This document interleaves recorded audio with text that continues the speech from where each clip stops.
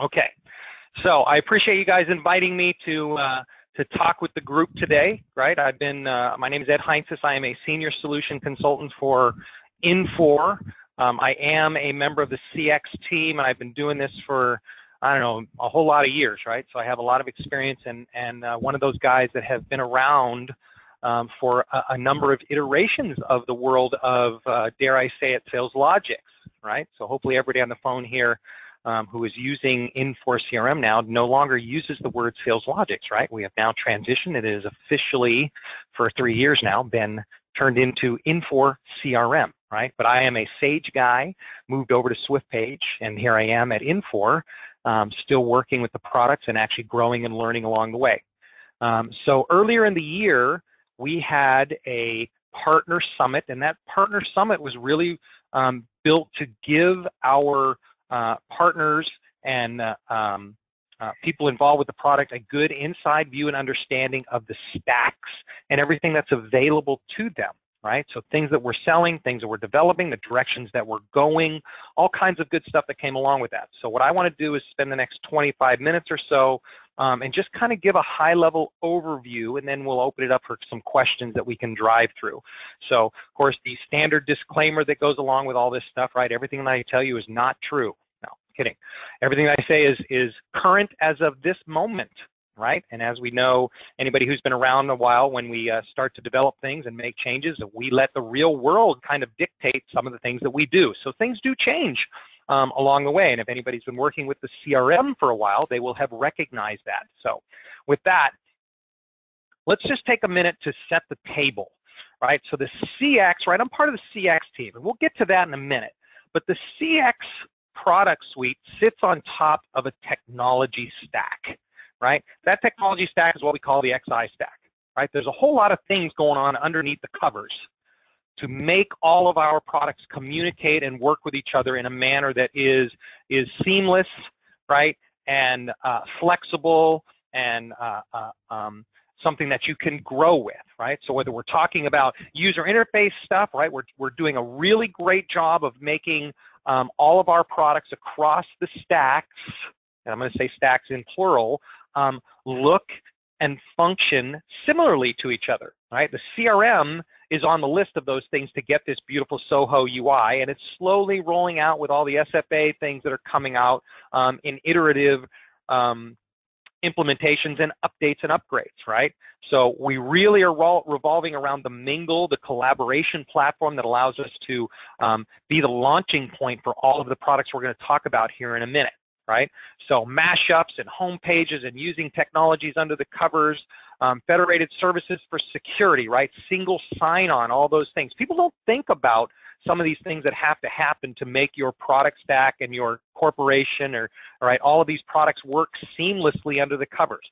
And I will say, from some of the things that I do, I have been living and breathing what our customers have been living and breathing for the last year plus, doing implementations, right? In my world, in the demo world, I have this environment, and we call it Utopia, right? So everyone can go look up what that acronym is all about, right? But at the end of the day, it is our pre-sales, if you will, demonstration environment where we've got all of our products all connected up, all working beautifully. And oh, by the way, what did it take for us to make all this stuff work, right? So I've had the opportunity to see, this is what our customers see when we do an installation. This is what our customers have to work through when they're trying to get all these products to work together. And it's been a great process to learn how well everything works together, how quickly, if we do seem to have an issue, that we have expertise in tech support that knows how all these things are working. But that all aside, right, going across the stack, Ion being the middleware piece, the component that actually makes everything work together,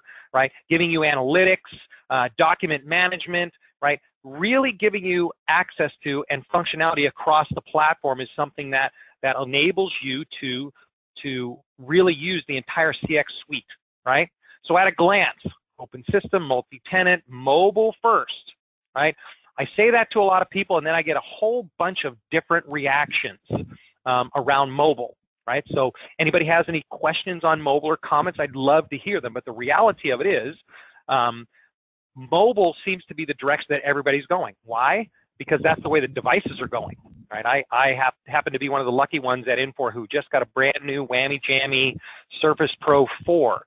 Okay, that's a completely different device than what I had in my previous laptop, right? So visualizations and screen resolution and pen input and all these things that weren't in your traditional laptop or especially your desktop, right, have to be things that we think about, right? Using my fingers to touch my screen and drag and drop.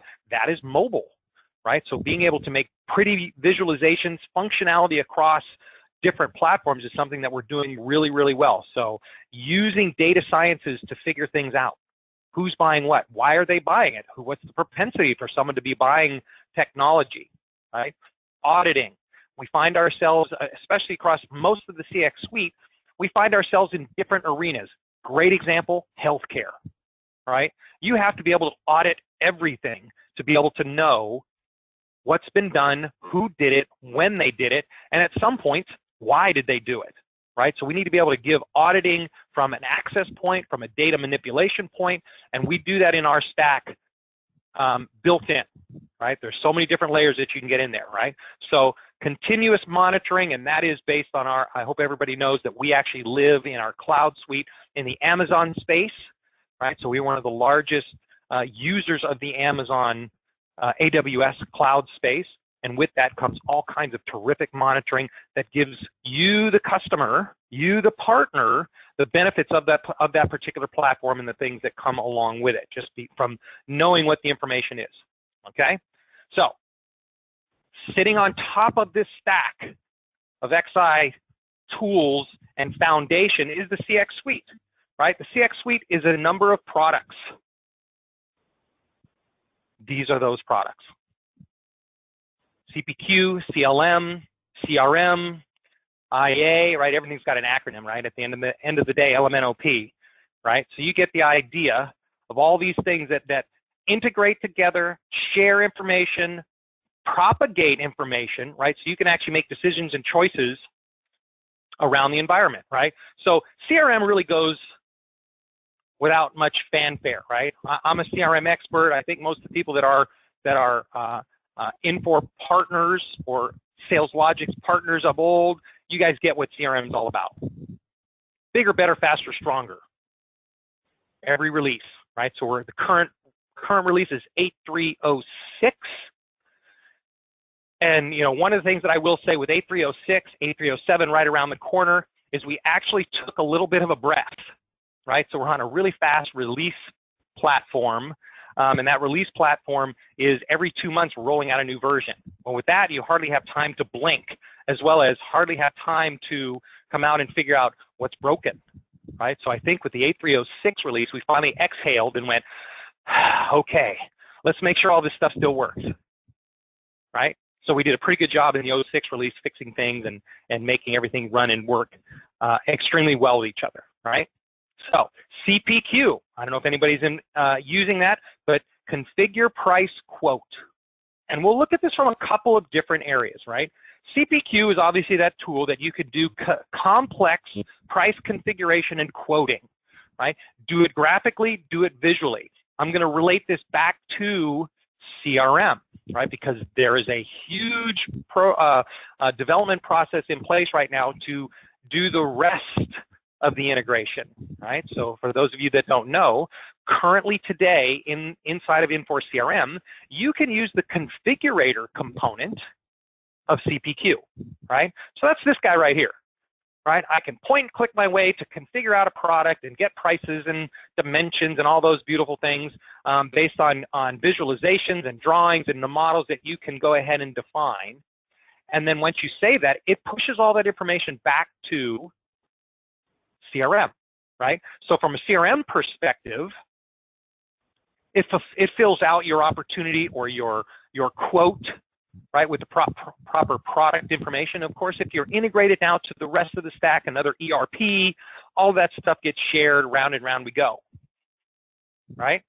So what's happening now is we wanted to grow beyond just using the configurator inside of CPQ. We wanted to use the whole platform, because with it, not only do you get these great graphics and specific models, but you can also do documentation and really great proposals, right? Something that's a little outside the normal purview of what CRM does. Now, for those people who've been around a long time, I know you're going, yeah, we do this all the time, because I've done it too, right? I've used the built-in crystal reports, and I've built these kinds of documentation, but CRM out of the box doesn't manage them, right? So this manages the process, and there's so many more things that come along with how this goes. So integration in multiple phases to make sure CPQ is doable, usable from the CRM perspective, and just growing more entrenched inside of the CX platform, right?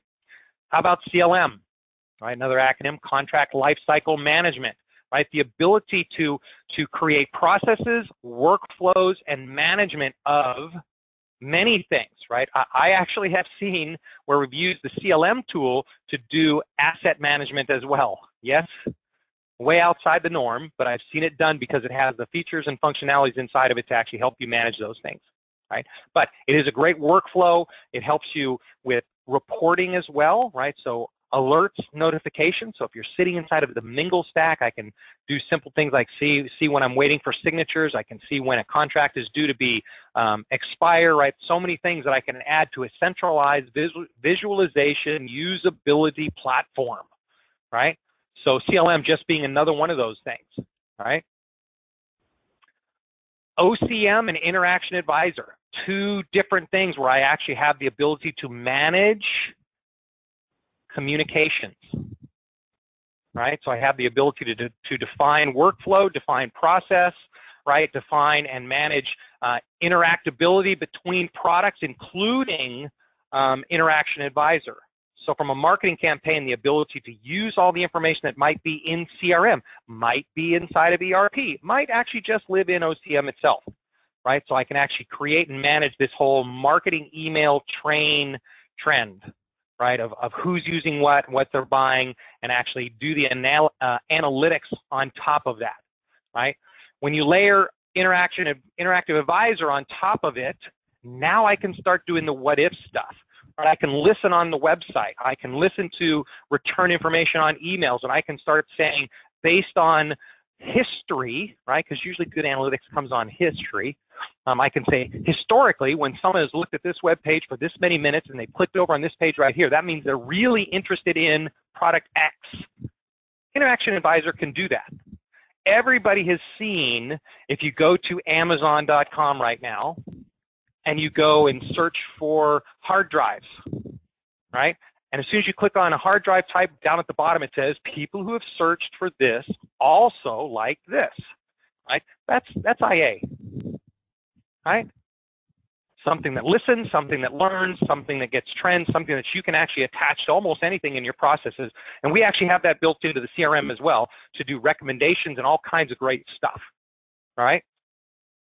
MRM, on the other hand, is that component that actually handles the creation and delivery, if you will, of marketing, tasks and workflows, reviews, budgeting, the whole process itself. We have some company, I can't remember what their name is, they start with M and they end with soft or something like that, that uses our tool to put out 1 million emails a week. It's a big boy marketing, marketing automation tool.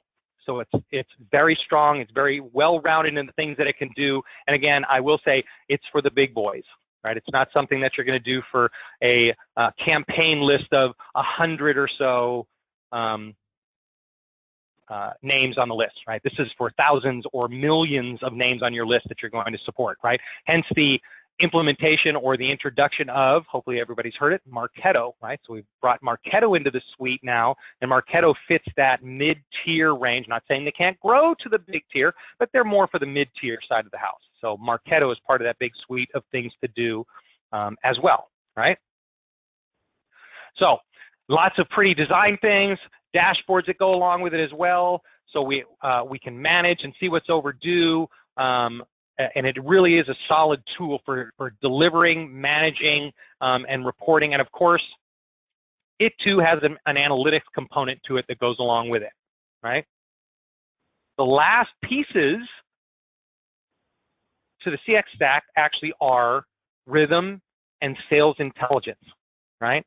So rhythm is a product that's actually been around for a very long time, right? So quick snapshot view of these guys. Rhythm does a number of things, but it is a framework, right? It is a framework. When you go to different sites like DSW, they're using Rhythm to build their entire e-commerce platform. So get on there, pick products, configure products, order those products, get them shipped, right? It is based on a product called LifeRay. Don't know if anybody's heard it, but LifeRay, for the longest time, been one of the best content management systems built. So we use a version of that, we white label it, and we give you the ability to deliver that type of content across the internet, the interweb as the case may be. Sales intelligence, much like Interaction Advisor, but it comes out of our data sciences group, right? So it's a homegrown version where we've used it to do data analytics based on your selling habits or buying habits as the case may be, right? So I understand who's buying what, and you can create these beautiful things called propensity models, right? A propensity, who's going to buy. So I can get a list of all of my customers from Southern California, and I can see that the propensity model says, you know, a bunch of them are 10s, a bunch of them are 5, 6, and 7s, and a bunch of them are 1s. And the interesting thing about using sales intelligence and the model that goes along with it is salespeople, tend to spend their time with the wrong group, right? So we actually spend time with our customers educating them on what these numbers actually mean. So someone who has a propensity model of a 10, that person is going to buy. No matter what they do, no matter what happens, they're going to buy something. Do you need to worry about them? No, maybe a quick checkup call to say, how you doing, Ed? Right? The guys who are a 1, are they going to buy anything? And the answer is not now, right? So the people that deserve your phone calls and all the work are the guys who are the 5, 6, 7, 6, 7, 8 guys who are right there on making a decision based on models that you've seen in the past. So you might be able to push them up to a 9 or a 10 just by a couple of phone calls and giving them a little TLC, right? Sales intelligence, huge in that. So we're seeing a huge upswing in the utilization of sales intelligence, right? So that's the CX suite. Where's it going? Now, I didn't put any slides together for where's it going because it's moving forward, right? Integration becoming tighter, the user interface becoming cleaner, right? One of the things that I've seen, I'm really excited about being a CRM guy, is that this Soho user interface, Mingle, right, is starting to finally make its way all the way into the CRM. So we're going to have this nice, beautiful, configurable, widgetized version of a CRM user interface, right? So that stuff is coming soon to a download of yours, soon to be available. So that's 20 minutes or so on XI, CX, lots of great information that came out for our customers and partners at the summit. I think we're getting ready to do another one. This one is, I don't think it's a partner summit, but it's called Tech Ed. That's happening in New York, where people can go in and actually get trained on certain products. I think I'll be delivering a session on developing and delivering custom applications from the CRM perspective, right? So we'll be spending some time in, application architect and things like that. But well worth it to go to the Infor site to have a look. Actually, Scott and Customer FX probably have some of that information that they could deliver to you as well. But good information to have. Anyway, so 20 plus minutes or so. For the next few minutes, let's see if we have any questions. Open up the floor. And I first of all say thank you for having me, and hopefully you find some of this information useful. Thanks, Ed. Right now, apparently you've done such a good job explaining everything. We have 0 questions. However, I am going to launch a quick poll, and just to give us an idea for going forward, let me just share my screen here. Take the controls back from you, Ed. But I'm going to launch a poll here to help us out in the future to see what you guys might be interested in having us present as far as future products. And at what level, right? A good question also to ask is, what level do you guys want to see this at? And it looks like the big winner here is Mingle. Mingle. All righty then. Yep.